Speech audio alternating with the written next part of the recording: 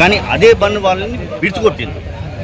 ఈ క్రెడిట్ కేవలం first credit రావాలంటే ఫస్ట్ మీ విలేకరులు అందరికి రావాలి. చప్పట్లు కొట్టండి ప్లీజ్. ఎందుకంటే మీ వల్లనే అయింది ఇది.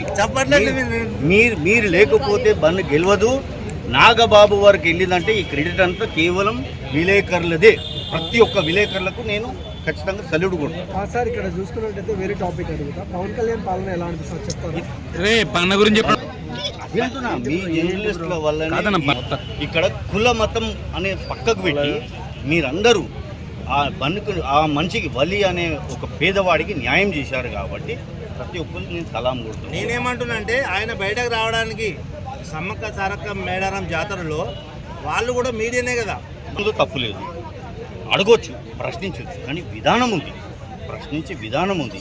ఆ ప్రశ్నించే విధానమే వాళ్ళది విడిచికొట్టేది వాళ్ళది.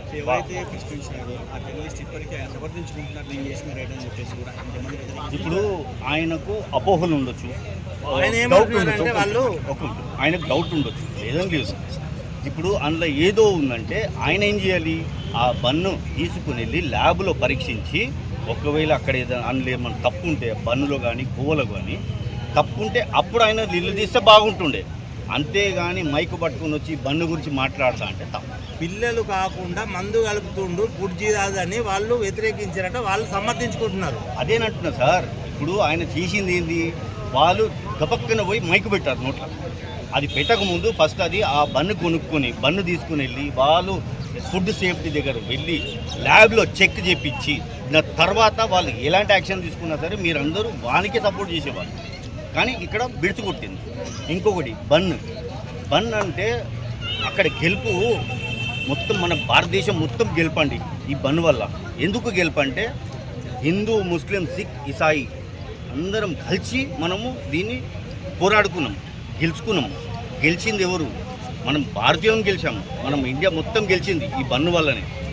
నేను ప్రతి రిలీజన్ ఎవరైతే హిందూ కానీ ముస్లిం కానీ క్రిస్టియన్స్ కానీ అందరు రిక్వెస్ట్ చేసేది ఏంటంటే మనం అందరం కలిసి కట్టుగా బతుకుదాం. ఎందుకంటే మనము ఇక్కడ కుట్లాడుకుంటూ పోతే మనం రాబోయే తరానికి ఏమిచ్చిపోతాము. ఇప్పుడు రాబోయే తరము మన పిల్లలు ఏదైతే భవిష్యత్తులో వాళ్ళు ఇంజనీర్లు అవ్వాలి, డాక్టర్లు అవ్వాలంటే మనం ఈ మత ఘర్షణలు ఆపాలి. చాలు. నేను ఒక క్రిస్టియన్గా మాట్లాడుతున్నా. ఎందుకంటే ఇప్పుడు హిందూ బయటకు వస్తే చాలు హిందూ క్రిస్టియన్, హిందూ ముస్లిం అదే నడుస్తుంది ఇప్పటివరకు. ముగింపు లేదా? మత పెద్దలు వాళ్ళు ఏం చేస్తున్నారు? వాళ్ళు బయటికి రారా? వాళ్ళు మౌనంగానే ఉంటారా? ఇది వాళ్ళ సమస్యలు కాదా? వాళ్ళు ఖచ్చితంగా ఒక సమావేశం, ఒక ప్రెస్ మీట్ పెట్టుకొని వాళ్ళు ఈ మత ఘర్షణలు అనేది ఆపేసేయాలి. ఇది వాళ్ళ రెస్పాన్సిబిలిటీ, మనది కాదు, మీడియాది కాదు. ఫస్ట్ మత పెద్దల రెస్పాన్సిబిలిటీ. అలాగే నాయకులది. నాయకుడు అంటే ఎవడు? న్యాయం చేసేవాడు నాయకుడు. కానీ వాళ్ళు ఏం చేస్తున్నారు? మతాన్ని అడ్డు పెట్టుకొని మతం పేరుతో ఈ మనందరినీ విడదీసే వాళ్ళు నాయకుడు. మనకి ఇలాంటి నాయకులు, మనం మతాన్ని కలిపే నాయకుడు కావాలి. ప్రతి మతాన్ని ఒక్కడిగా చేసి మత స్వేచ్ఛను అందించే నాయకుడు కావాలి. అంతేగాని నేను ఈ మతానికి నేను వత్తాసు బతుకుతా అంటే వాడు నాయకుడు కాదు, వాడు మతోన్మాది. ఆ విషయం జరిగిన వెంటనే ఇన్స్టాగ్రామ్లో కానీ బయట కానీ చాలామంది పెద్ద ఎత్తున రియాక్ట్ అయ్యారు.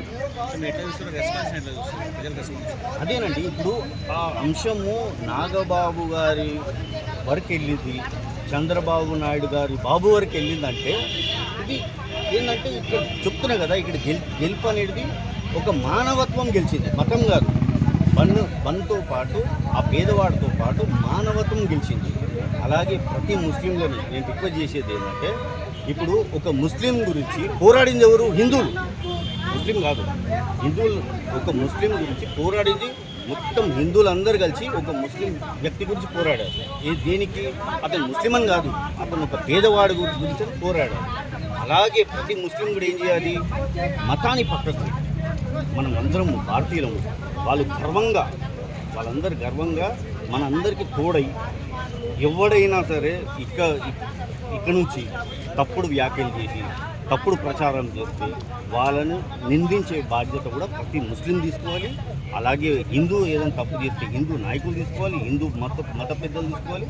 అలాగే క్రిస్టియన్ ఏదైనా తప్పు చేసినా కానీ క్రిస్టియన్ పెద్దలు, క్రిస్టియన్ నాయకులు లేదా క్రిస్టియన్ మత పెద్దలు తీసుకోవాలి. ఇది నా